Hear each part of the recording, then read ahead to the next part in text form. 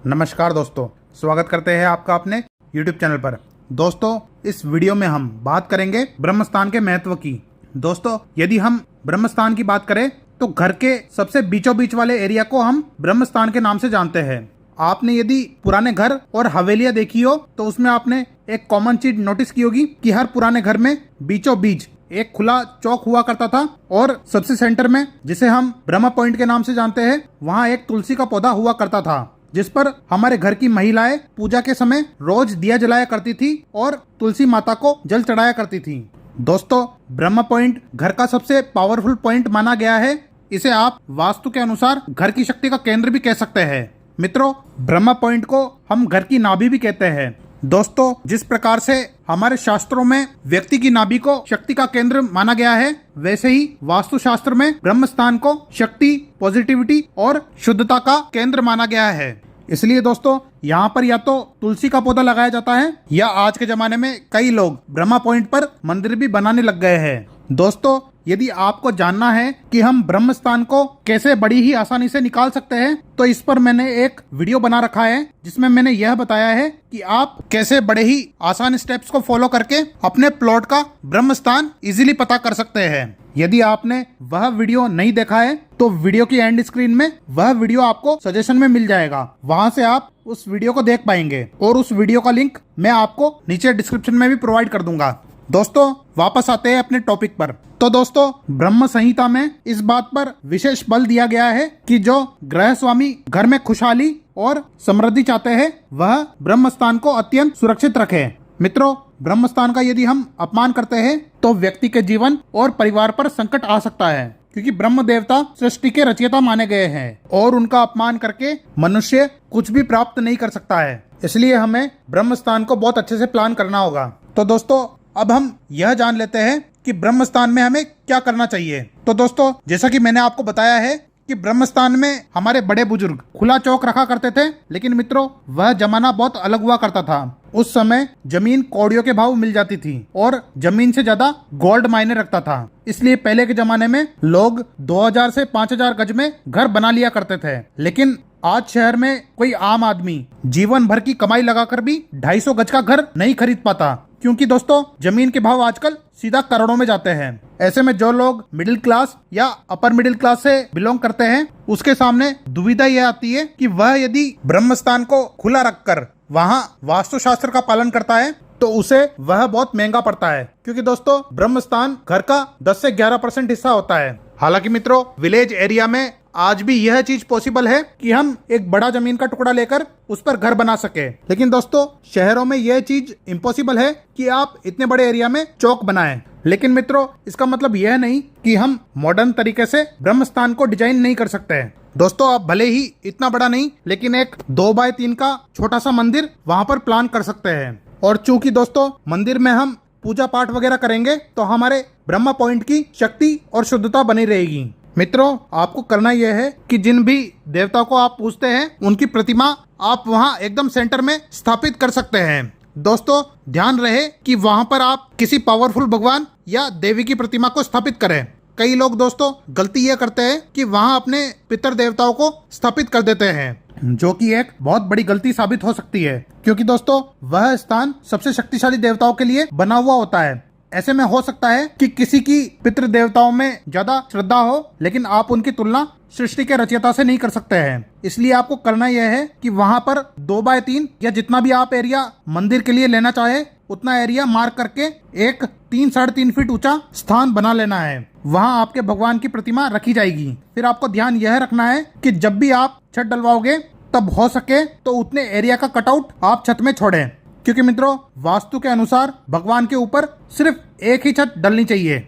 भगवान के मंदिर पर मल्टीपल छत नहीं डलनी चाहिए। इसलिए आप 2, 3, 4 जितनी भी मंजिल का घर बनाए, लेकिन हमेशा वहां पर 2x3 के अलावा 6-6 इंच का एक्स्ट्रा छत में आपको कटआउट देना ही चाहिए। जैसे मान लीजिए आपने 2x3 का ब्रह्मस्थान में मंदिर दिया, तो उन सभी फ्लोर में कम से कम 3x4 के एरिया में छत नहीं डाली जाएगी और उस पर सबसे टॉप में सिर्फ एक ही छत डाली जाएगी। और उसमें भी आप चाहे तो ऊपर की तरफ ग्लास ब्रिक्स लगवा सकते हैं। उसके अलावा दोस्तों, आपको हर फ्लोर पर कटआउट के चारों तरफ रेलिंग देनी होगी ताकि बच्चे वगैरह कटआउट में से गिर ना जाए। और यदि आप टॉप में ग्लास ब्रिक ना देकर वेंटिलेशन भी साथ में देना चाहे तो आप इस प्रकार से एक मिनी झोपड़ी भी बना सकते हैं जिसमें दरवाजे लगे हुए होते हैं जो कि सनलाइट के साथ साथ हवा को भी अंदर अलाउ करती है।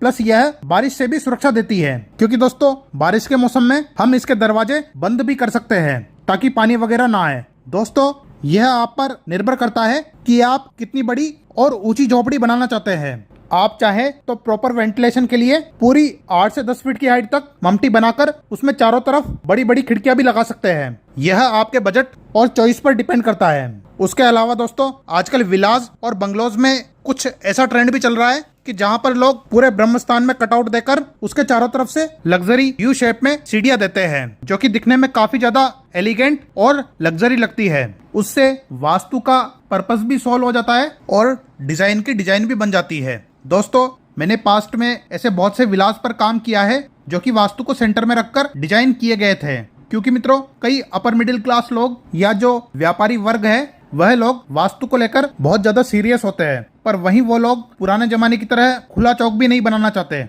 इसलिए डिजाइन और वास्तु के बीच मध्यस्थता करते हुए हमें ऐसी डिजाइन बनानी पड़ती है जिसमें डिजाइन और वास्तु का मिश्रण हो। दोस्तों एक और महत्वपूर्ण बात, यदि आप ब्रह्मस्थान के टॉप वाली छत पर ग्लास ब्रिक्स लगाकर उसे प्लेन करने का निर्णय लेते हैं तो भी उसके चारों तरफ एसएस की रेलिंग जरूर लगा देवे। अब दोस्तों आप लोगों के मन में सवाल आ रहा होगा कि ऐसा क्यों, मतलब वहां पर रेलिंग की क्या जरूरत है। तो दोस्तों शास्त्रों के अनुसार भगवान की मूर्ति के ऊपर से किसी को भी गुजरना नहीं चाहिए। ऐसे में जहां आप लोगों ने भगवान की मूर्ति रख रखी है और उसके ऊपर से कोई भी मनुष्य पैर रखकर गुजरता है तो वह भगवान का अपमान माना जाता है। इसलिए हमें ध्यान रखना होगा कि ब्रह्मस्थान का टॉप सरफेस भी साफ सुथरा और नीट एंड क्लीन हो और उसके ऊपर कोई भी पैर ना रखे। उसके अलावा दोस्तों ब्रह्मस्थान पर आप मूर्ति की स्थापना के साथ साथ एक और काम करवा सकते हैं। जैसे आप चाहे तो इस प्रकार की मूर्ति लगा सकते हैं जिसमें भगवान की मूर्ति पर पानी बह रहा हो या झरना बह रहा हो। मतलब आप मंदिर को सजाने के लिए अपनी क्रिएटिविटी के अनुसार प्रयास कर सकते हैं या फिर आप सादा मंदिर भी बना सकते हैं। मित्रों ये तो हो गई शहरों की बात। अब यदि आप गाँव में रहते हैं और आपके पास जमीन की कोई भी कमी ना हो तो आप खुला चौक बनाओगे तो वह सबसे उत्तम माना गया है। मतलब कि दोस्तों खुले चौक का कोई भी मुकाबला नहीं कर सकता है क्योंकि मित्रों उस चौक के थ्रू शुद्ध हवा और सूर्य की रोशनी आती रहती है तो वह आपके पूरे परिवार के स्वास्थ्य पर बहुत अच्छा प्रभाव डालती है और हर प्रकार से उसकी पॉजिटिव एनर्जी आपके व्यापार और काम धंधे की तरक्की में सहायक होती है। प्लस सूर्य के प्रकाश के कारण जो खतरनाक कीटाणु आपके घर में पनप रहे होते हैं वह भी मर जाया करते हैं। और मित्रों जो खुले चौक से हवा बहती है तो हवा के बहाव से अशुद्ध वायु बाहर निकल जाती है और शुद्ध वायु घर में प्रवेश करती है। इसलिए यदि आपके पास खुला चौक देने का ऑप्शन है और इतनी बड़ी जमीन है तो आप डेफिनेटली खुला चौक रखिए। यह आज भी सबसे बेस्ट है। अब दोस्तों यहाँ तक तो हमने यह जान लिया कि ब्रह्मस्थान में क्या देना चाहिए। अब जल्दी से हम यह जान लेते हैं कि ब्रह्मस्थान में क्या नहीं बनाना चाहिए। दोस्तों सबसे पहला पॉइंट है कि आपका ब्रह्मस्थान नॉर्थ ईस्ट कॉर्नर की तरह एकदम हल्का होना चाहिए और यदि हो सके तो किसी भी प्रकार की कॉलम और बीम को इस एरिया में प्रोवाइड ना करें। दूसरा, यहाँ बीच में सीढ़ियाँ, किचन, टॉयलेट या बाथरूम स्ट्रिक्टली बनाना मना है। और यदि ब्रह्म पॉइंट के आसपास आपने कोई डाइनिंग टेबल या जूते चप्पल की रैक रख रखी हो तो उसे तुरंत वहां से हटा देवे।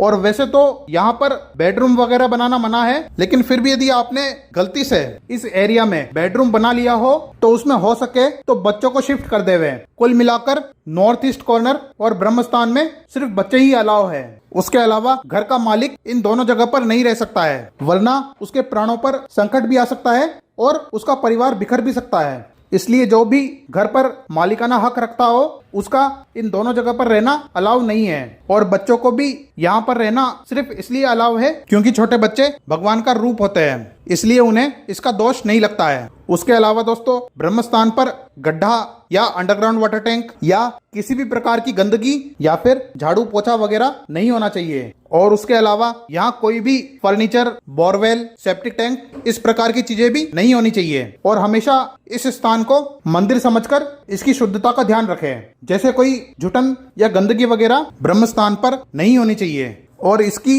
टाइम टू टाइम सफाई होती रहनी चाहिए, तभी आपको इसके सारे पॉजिटिव परिणाम मिलेंगे। और यदि आप ब्रह्मस्थान की शुद्धता से कॉम्प्रोमाइज करते हैं तो आपकी पॉजिटिविटी नेगेटिविटी में भी बदल सकती है और परिणाम स्वरूप आपके घर में पैसे की तंगी, व्यापार में नुकसान, उसके अलावा परिवार वालों का लगातार बीमार रहना, यह सब चलता ही रहता है। इसलिए इस स्थान को हल्के में ना लेवे। तो दोस्तों, यह था हमारा वीडियो ब्रह्म स्थान पर। उम्मीद है आपको यह वीडियो पसंद आया होगा। यदि आपको वीडियो पसंद आया है तो वीडियो को लाइक करें और चैनल को सब्सक्राइब करें, साथ में बेल आइकन भी ऑन कर लेवें। उसके अलावा इस चैनल पर वास्तु से रिलेटेड बहुत अच्छी और रिसर्च के साथ बनाई गई बहुत सारी वीडियोस उपलब्ध है, जिनकी प्लेलिस्ट और कुछ वीडियोस का लिंक मैं आपको नीचे डिस्क्रिप्शन में प्रोवाइड कर रहा हूं, तो आप डिस्क्रिप्शन को चेक करना ना भूलें। और अगर आप इस वीडियो को यहां तक देख रहे हो तो एक प्यारा सा कमेंट जरूर करें कि आपको यह वीडियो कैसा लगा। तो दोस्तों, इस वीडियो को यहीं समाप्त करते हैं। मैं मिलूंगा आपसे अपनी नेक्स्ट वीडियो में। तब तक के लिए जय हिंद, वंदे मातरम।